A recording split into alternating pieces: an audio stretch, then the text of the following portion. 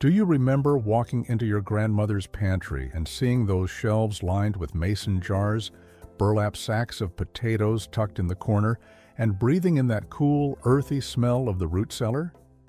Back then, preparing for winter was a family tradition that meant survival.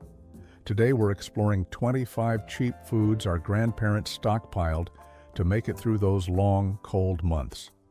Do you remember when getting through winter meant months of careful planning? There was a time in this country when the first frost wasn't just a change in weather, it was a deadline. Before supermarkets stayed open 24 hours a day, 7 days a week, before trucks could haul fresh produce across the country in refrigerated trailers, our grandparents understood something we've nearly forgotten. Winter was coming, and you had better be ready for it. The generation that lived through the Great Depression and World War II didn't stockpile food because they were paranoid. They did it because they remembered what it felt like to go without. They remembered empty store shelves and ration books. They remembered watching their own parents stretch a single meal to feed a family of 6. For them, a well-stocked pantry wasn't hoarding. It was common sense. It was survival. Back in 1940, the average American family spent nearly 40% of their income just on food. Think about that for a moment. Today, we spend roughly 10%. Food was precious, and wasting it was simply unthinkable. A 50-pound bag of flour cost about $1.50 back then, which would be around $30 today. But that single bag could feed a family for months if you knew what you were doing. And believe me, our grandparents knew exactly what they were doing. These weren't fancy ingredients or exotic imports. These were simple, cheap foods that cost pennies but provided life-saving nutrition when the snow piled up outside and the roads became impassable.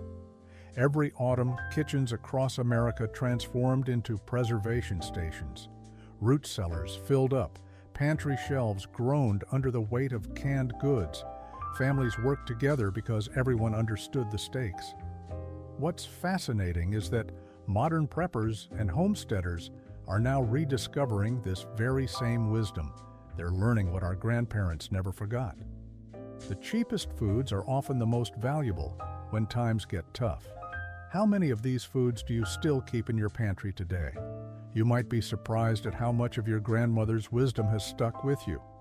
Today we're exploring 25 foods that cost almost nothing, but meant absolutely everything to the families who relied on them.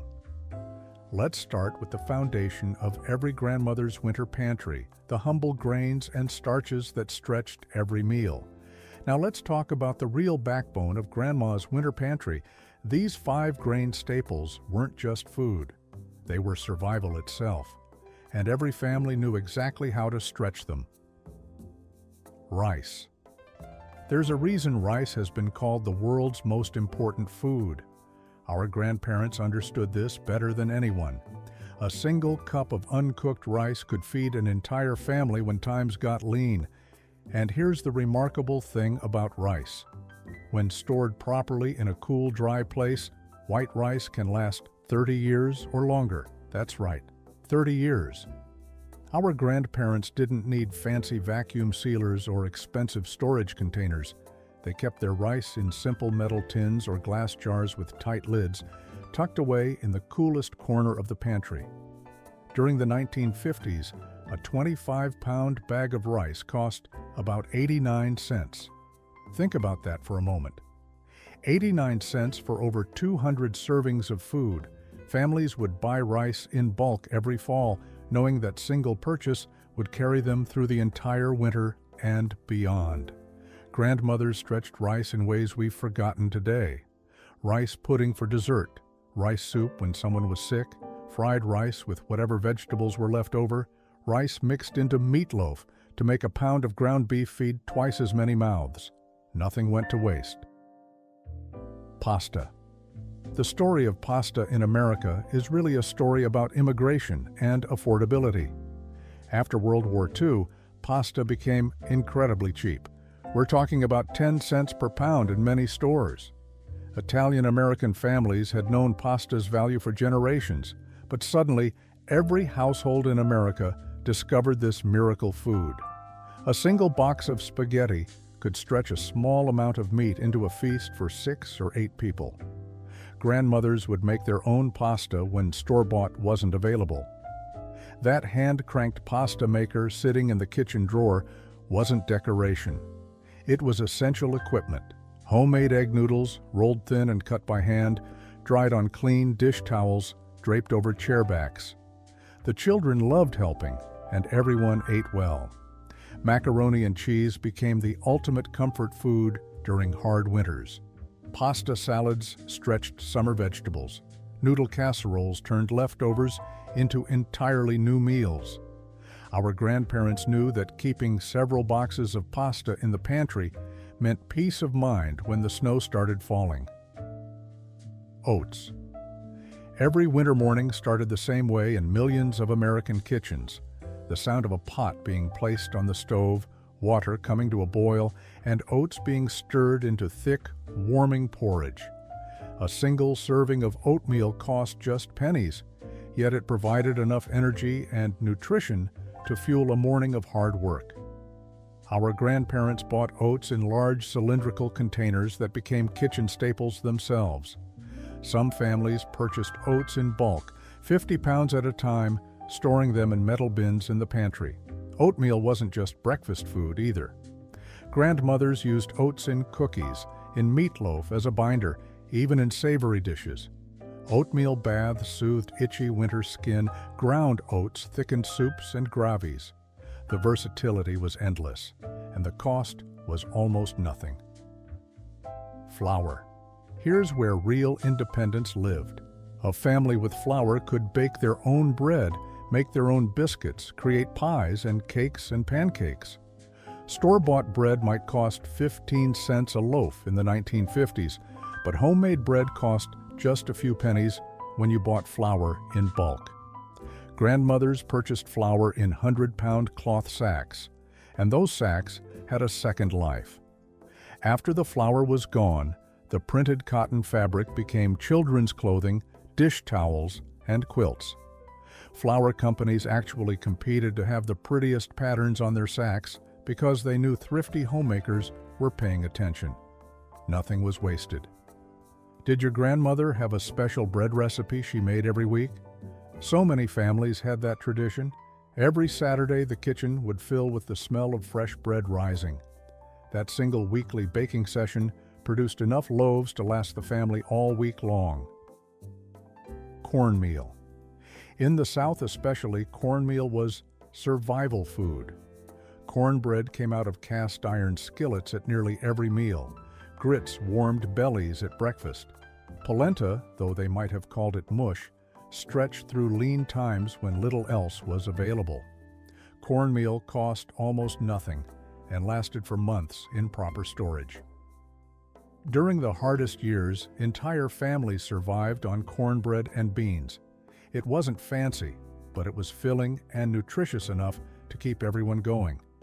A single bag of cornmeal could produce dozens of pans of cornbread, and leftovers were never thrown away. Cold cornbread crumbled into buttermilk became a meal of its own. But grains alone don't make a complete diet. Next, we'll explore how canned goods revolutionized winter survival. Now let's talk about the canned goods revolution, and honestly, this changed everything about how families survived the winter months. You know, canning technology actually traces back to the Napoleonic Wars when the French military needed ways to feed soldiers on long campaigns. But it wasn't until the 1920s that this preservation method really reached American homes in a big way. And boy, did it transform the way our grandparents thought about food storage. Canned vegetables.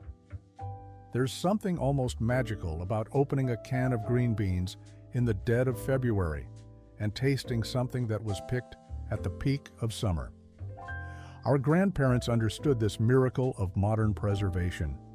Back in 1955, a can of green beans cost just 12 cents, and that single can could serve as a side dish for an entire family.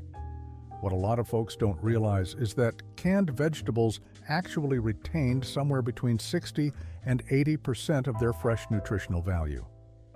The canning process locked in those vitamins right at harvest time, which meant families weren't just eating vegetables in winter, they were getting real nutrition when fresh produce was impossible to find. Grandma's pantry shelves lined with Del Monte and Libby's cans weren't just convenient. They were a lifeline of health through those long, cold months. Canned beans. Here's where things get really impressive from a budget standpoint. Canned beans provided cheap protein at just 5 cents per can during the 1950s. Think about that for a moment. A nickel could put hearty protein on the table for your whole family. Kidney beans, navy beans, pinto beans. They were all there ready to be opened and added to soups, casseroles, or served alongside rice. Our grandparents knew that beans mixed with a grain created a complete protein, something nutritionists would later spend decades explaining to the rest of us. A can of beans stretched a small amount of meat into a full meal, and when times got really tight, beans became the meal itself. There was no shame in it either, just good practical eating. Canned tomatoes. If there's one canned item that truly revolutionized American cooking, it's the humble canned tomato. These ruby treasures became the base for Italian-American cooking that spread nationwide. Suddenly, a grandmother in Kansas could make the same marinara sauce as families in Brooklyn. Canned tomatoes meant spaghetti sauce, chili, tomato soup, and stewed tomatoes as a side dish. They added acidity and depth to countless recipes. A single large can could form the foundation of dinner for a week's worth of different meals. Our grandparents didn't have fresh tomatoes in January, but they had shelves stocked with canned ones, and that made all the difference in keeping meals interesting through the monotony of winter. Canned soup. Campbell's soup was marketed as a meal stretcher during hard times, and that's exactly what it was. At just 10 cents a can in the 1950s, soup represented perhaps the greatest value in the entire grocery store. But here's the thing our grandparents understood that we've somehow forgotten. Canned soup wasn't just soup, it was an ingredient. Cream of mushroom became the secret to 100 casseroles. Tomato soup transformed into the cooking liquid for pot roasts. Chicken noodle served as the base for homemade chicken and dumplings when you added a few extra ingredients. That familiar red and white can, sitting in the pantry, meant comfort, convenience, and creativity all rolled into one. Canned fruits. When fresh fruit disappeared from stores and prices skyrocketed, canned fruits stepped in to provide vitamins and sweetness. Peaches in heavy syrup, fruit cocktail, pears, pineapple rings. These weren't just desserts, they were essential nutrition. The syrup from canned fruits got used too, sweetening oatmeal or making glazes for ham. Nothing went to waste. Canned fruits meant children still got their vitamins even when orchards were buried under snow. A simple bowl of canned peaches with a dollop of cottage cheese was considered a perfectly acceptable and nutritious lunch. Canned meat. Canned tuna and salmon gave landlocked families access to seafood protein they'd never otherwise taste. A can of tuna cost about 25 cents and could make sandwiches for several people or become the star of a tuna noodle casserole that fed the whole family. Canned chicken, Spam, and Vienna sausages rounded out the protein options. Our grandparents in Nebraska or Oklahoma could enjoy salmon patties for Friday dinner, something that would have been unthinkable before canning technology. These shelf-stable proteins meant meat on the table, even when the budget didn't allow for fresh cuts from the butcher. Canned gravy. Finally, canned gravy turned leftovers into proper meals. A grandmother could take yesterday's roast beef, slice it thin, heat it in canned gravy, and suddenly it was a whole new dinner. Gravy stretched everything. It made dry meat moist again. It transformed plain rice into something special. It gave mashed potatoes a reason to exist. Here's something remarkable. In 1955, a grandmother could prepare dinner for a family of 6 for under $1 using these canned pantry staples: green beans, soup, tuna, gravy, all working together to create meals that were filling, nutritious, and incredibly economical. Which canned food from your childhood do you still buy today? Share your memories in the comments. Before we move on, I'd like to ask a small favor. If you're enjoying this trip down memory lane, a like and subscribe truly helps us continue making these videos for you. We really appreciate it. Now let's move on to the protein sources that kept our grandparents strong through those cold months. Now let's talk about where our grandparents got their protein without breaking the bank or relying on refrigeration. These shelf-stable protein sources were the backbone of family nutrition, and they understood something that modern nutritionists would later confirm about combining foods for maximum benefit. Dried beans. If there was one food that symbolized thrift and wisdom in our grandparents' kitchens, it was dried beans. These humble little legumes cost roughly half as much as their canned counterparts, and they stored for years without losing their nutritional value. A single pound of dried beans, which might cost just 15 or 20 cents back in the day, could provide 8 generous servings of protein when prepared properly. That's the kind of math that made sense to families watching every penny. But here's where our grandparents showed their nutritional wisdom, even before science fully explained why it worked. They knew instinctively that beans and rice belong together. They'd serve red beans over rice or make a big pot of bean soup with cornbread on the side. What they understood from generations of tradition, we now know as combining incomplete proteins to form complete ones. Beans provide certain amino acids while grains provide others, and together they give you everything your body needs. Our grandparents figured this out without a single nutrition textbook.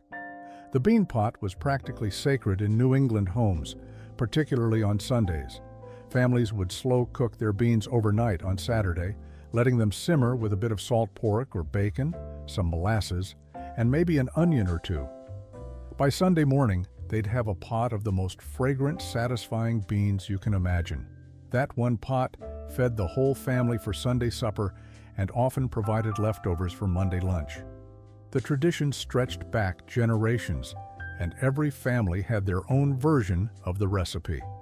Government commodity programs recognized the value of dried beans too. During the Depression and beyond, these protein-packed legumes were distributed to struggling families as part of relief efforts. The government understood that dried beans delivered maximum nutrition for minimum cost, and they stored easily in any pantry. Families receiving these commodities learned to prepare them in dozens of creative ways. Peanut butter. Now here's a food that transformed from occasional treat to absolute necessity during World War II. When meat became scarce due to rationing, the government actively encouraged Americans to eat peanut butter as a protein alternative. Posters went up, radio announcements played, and home economists taught housewives new ways to incorporate peanut butter into family meals. The campaign worked remarkably well. By 1945, Americans were consuming over 300 million pounds of peanut butter annually. That's an astonishing amount when you think about it. A jar cost about 30 cents at the time, and it could stretch a family's protein needs for nearly 2 weeks when used wisely. Mothers spread it on bread for sandwiches, added it to sauces for savory dishes, and used it in cookies and other baked goods. What made peanut butter so valuable wasn't just the protein content. It required absolutely no refrigeration, which mattered enormously in an era when not everyone had reliable ice boxes, let alone electric refrigerators. You could buy a jar in autumn and it would still be perfectly good the following spring. The oils in peanut butter actually helped preserve it naturally. Children grew up eating peanut butter sandwiches as their primary school lunch, and many developed a lifelong attachment to that familiar, comforting taste. A simple peanut butter sandwich with some homemade jam became the quintessential American lunch, and it remained that way for decades. The habit our grandparents developed during wartime rationing became a permanent part of American food culture. Powdered milk. Perhaps no shelf-stable protein source proved more versatile than powdered milk. This remarkable product could keep for 20 years or more when stored properly, making it the ultimate insurance policy against running out of dairy. Our grandparents kept boxes or cans of it tucked away in their pantries, ready for any situation. The uses went far beyond simply mixing it with water for drinking, though plenty of families did exactly that when fresh milk wasn't available. Powdered milk was essential for baking, where it added richness to breads, cakes, and biscuits without requiring a trip to the store. Cooks added it to mashed potatoes for extra creaminess, stirred it into soups and gravies for body, and used it in countless recipes that called for milk. During the Depression and afterward, government commodity programs distributed powdered milk to families in need. Schools received it for their lunch programs, and rural families who lived far from stores relied on it as their primary dairy source during winter months when roads became impassable. The product wasn't glamorous, but it filled a vital nutritional need. Reconstituted powdered milk never quite tasted like fresh, and most folks admitted that freely. But mixed into recipes or chilled overnight in the refrigerator, it became perfectly acceptable. Some children grew up never knowing the difference, especially if their mothers always mixed it with fresh milk to stretch the supply. That was another common trick, using half fresh and half reconstituted to make the grocery budget go further. Did your family have a special bean soup or peanut butter recipe passed down through generations? Those handed-down recipes often carried more than just instructions. They carried memories and love from one generation to the next. These protein sources kept families healthy and strong without requiring electricity or frequent shopping trips. But proteins need flavor, and our grandparents knew exactly which seasonings and sweeteners to stockpile. Now let's talk about something that might seem simple, but was absolutely essential to surviving winter: salt, sugar, and honey. These three items formed what old-timers called the preservation trinity, and without them, most of the food we've talked about would have spoiled long before spring arrived. Let's start with salt.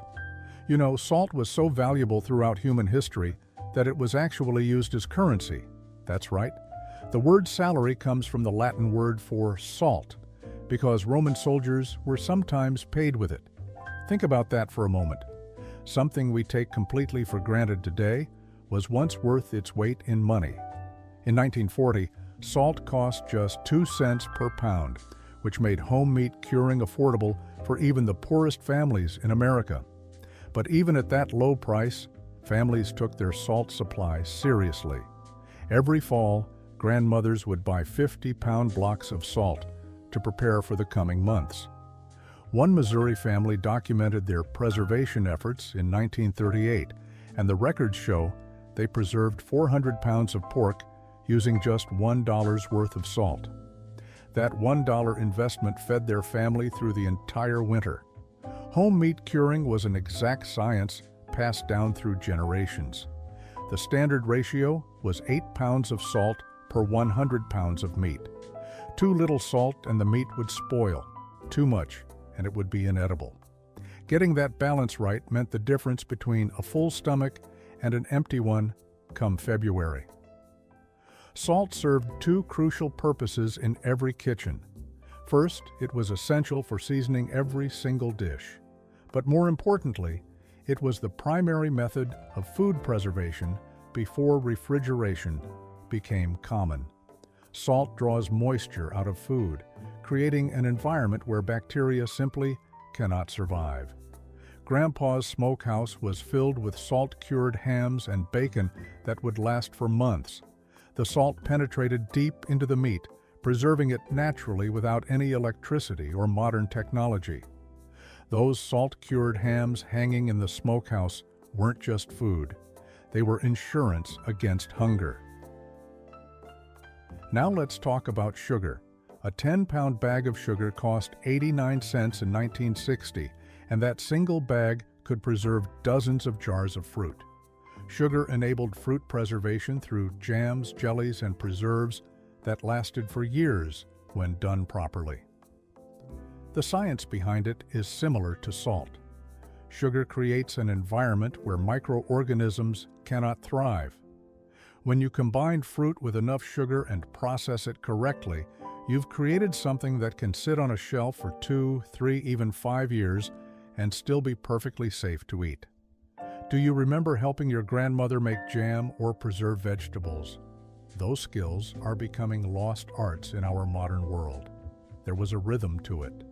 The summer and fall months were spent putting up food, jar after jar, knowing that each one represented a meal during the cold months ahead.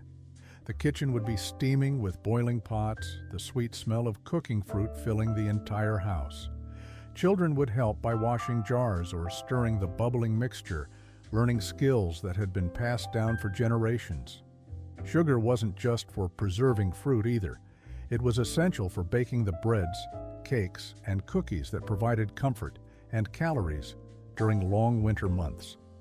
A batch of sugar cookies required very little, but they could stretch a family's food supply and lift spirits when the days were short and the snow was deep. Grandmothers knew that feeding the body wasn't enough. You had to feed the soul too, and a little sweetness went a long way. And then there's honey, perhaps the most remarkable food preservation story of all. Honey found in Egyptian tombs was still perfectly edible after 3,000 years. That's not a typo. 3,000 years. Scientists discovered ancient honey in the pyramids, and it was still safe to eat. Honey never spoils because its low moisture content and acidic nature make it impossible for bacteria or microorganisms to survive. When your grandparents stocked honey, they were storing something that would literally outlast them, their children, and their grandchildren. Beyond its incredible shelf life, honey served as medicine for generations of families. A spoonful of honey soothed sore throats better than any cough syrup from the pharmacy. Mixed with lemon and warm water, it was the standard treatment for winter colds. Honey was also used for wound treatment, applied directly to cuts and burns to prevent infection and speed healing. Modern science has confirmed what grandmothers always knew. Honey has genuine antibacterial properties. Many families kept their own bees or knew a local beekeeper who would trade honey for other goods. Those glass jars of golden honey sitting in the pantry represented sweetness, medicine, and security all in one. Salt, sugar, and honey together formed the foundation of food preservation that kept families fed through even the harshest winters. But no winter pantry was complete without the fresh vegetables that could survive months in cold storage. Now let's talk about the holy trinity of the root cellar: potatoes, onions, and garlic. These three vegetables weren't just food, they were survival itself. Without refrigeration, without modern preservation methods, these humble root vegetables could sustain a family through the harshest winter months. And the quantities our grandparents stored away would absolutely astonish most people today. Let's start with potatoes, arguably the ultimate survival food in American history. A family of 4 needed somewhere between 500 and 600 pounds of potatoes just to make it through a single winter. That's right. Hundreds of pounds of potatoes packed into wooden bins, burlap sacks, and every available corner of the root cellar. Irish immigrants who came to America in the mid-1800s brought with them a deep understanding of potato-dependent diets, and that knowledge spread throughout farming communities across the country.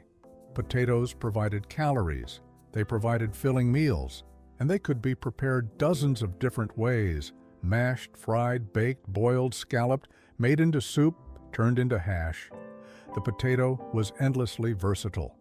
What made potatoes so remarkable for winter storage was their incredible longevity.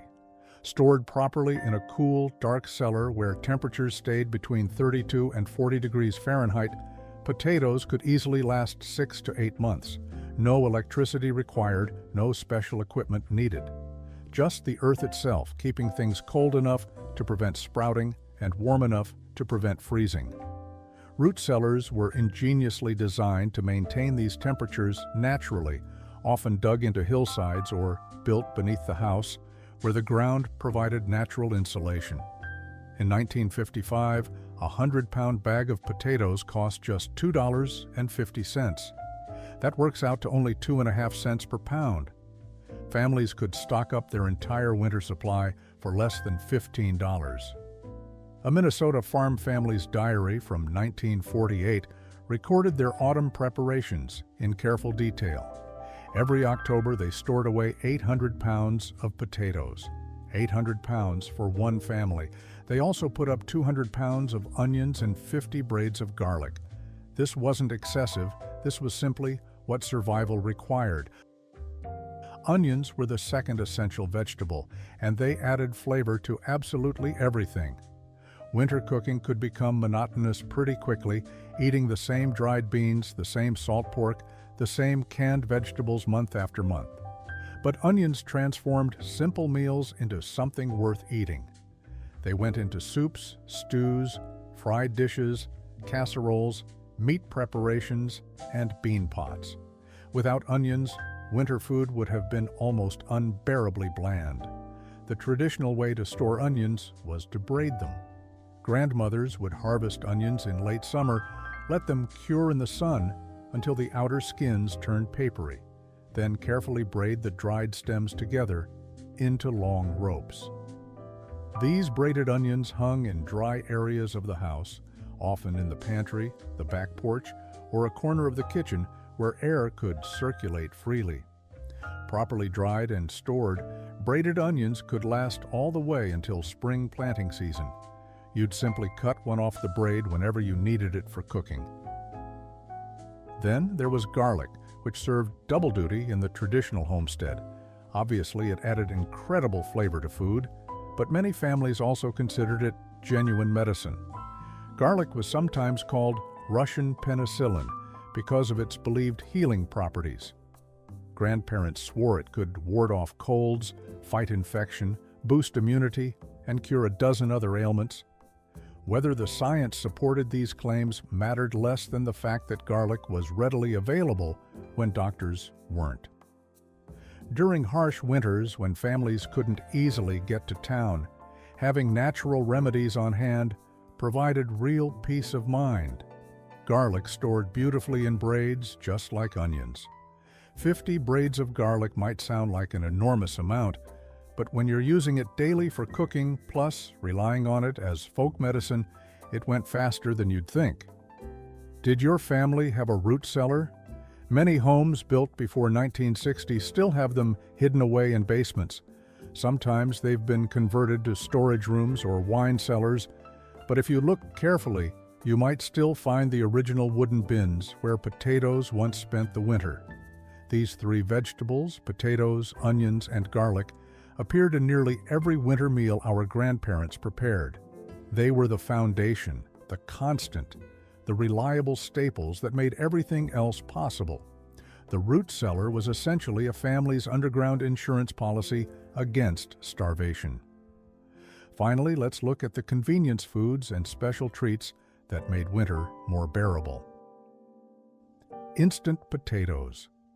Now here's something that shows how our grandparents weren't afraid to embrace a little modern convenience when it made sense.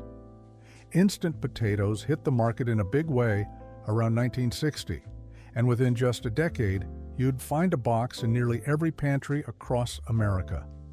Some folks turned up their noses at them, sure, but practical homemakers knew the value of having a quick side dish ready in minutes when unexpected company showed up, or when dinner needed to stretch a little further. A box cost just pennies per serving, and it stored beautifully in that cool basement or back pantry. You didn't need to worry about eyes sprouting or potatoes going soft. They were just there, ready and waiting, a reliable backup that saved many a weeknight meal. Instant coffee.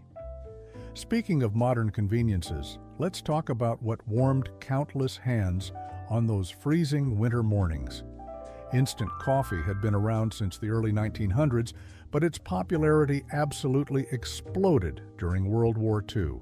The military used it extensively, and consumption actually tripled during those war years.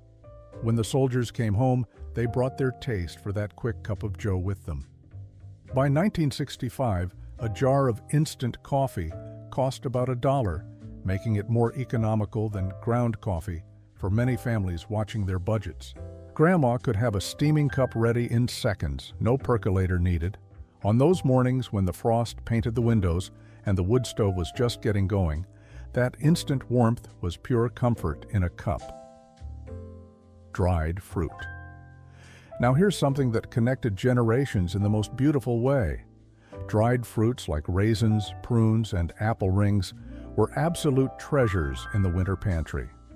When fresh fruit was either unavailable or impossibly expensive during those cold months, dried fruit provided essential vitamins, iron, and natural sweetness that bodies craved. Raisins cost about 29 cents per pound, making them an affordable way to keep the family healthy. Many grandmothers dried their own apple rings, and if you ever visited a farmhouse kitchen in late fall, you might remember seeing those pale rings hanging near the fireplace or strung on twine in the warm kitchen. They'd go into oatmeal, baked goods, and trail mixes, or just get eaten by the handful as a sweet treat that was actually good for you. Butter. And we simply cannot talk about winter cooking without mentioning butter. This golden essential went into everything from biscuits to pie crusts to simply making vegetables taste like something worth eating. But butter presented a challenge because it could go rancid. Our grandparents had solutions, though. Salting butter heavily helped preserve it for longer storage, and in those cold winter months, the great outdoors became nature's freezer. Many families kept butter in covered crocks set in snowbanks or unheated back porches where temperatures stayed reliably cold. Before refrigeration was common, this was simply how you kept butter through the winter, and nobody thought twice about it. These convenience items and small treats represented something important. They were the bridge between old traditions and modern ways. Our grandparents weren't stuck in the past. They adopted what worked while holding on to the wisdom that had always served them well. Which of these 25 foods surprised you the most? Let us know in the comments below. As we wrap up this journey through Grandmother's Pantry, let's reflect on what we've learned. And there you have it, 25 simple, affordable foods that kept our grandparents fed and secure through the coldest, harshest winters. Think about what we've covered today. Canned vegetables and beans, dried legumes that last for months, rice and pasta that fill hungry bellies, oats and flour and cornmeal for baking, the essential trio of sugar, salt, and honey that preserve and sweeten. We talked about root vegetables like potatoes, onions, and garlic that store beautifully in cool cellars, canned meats and soups that provide quick, nourishing meals, dried fruits and canned fruits for vitamins and sweetness, peanut butter and powdered milk for protein, butter preserved with salt, cornmeal for hearty breads, instant potatoes, and gravy for convenience, and that precious jar of instant coffee to warm cold mornings. These weren't fancy foods. They were practical, affordable, and absolutely essential. Back in 1960, you could stock a complete winter pantry with all 25 items for a family of 4 for under $50. That's roughly $500 today. For that modest investment, our grandparents bought something you couldn't put a price on: peace of mind, security, the knowledge that no matter what winter threw at them, their families would be fed. Here's what amazes me. Every single one of these items still belongs in our pantries today. The wisdom hasn't changed. The methods haven't changed. What worked for our grandparents works for us. This knowledge is too precious to lose. Share it with your children and grandchildren. Teach them why grandmother always kept that extra bag of rice, why grandfather insisted on cases of canned goods in the basement. These traditions matter. Thanks for joining us on this trip down memory lane. If you enjoyed the video, give it a like and share it with someone who remembers grandmother's pantry. Tell us your favorite winter stockpile memory in the comments, and don't forget to subscribe.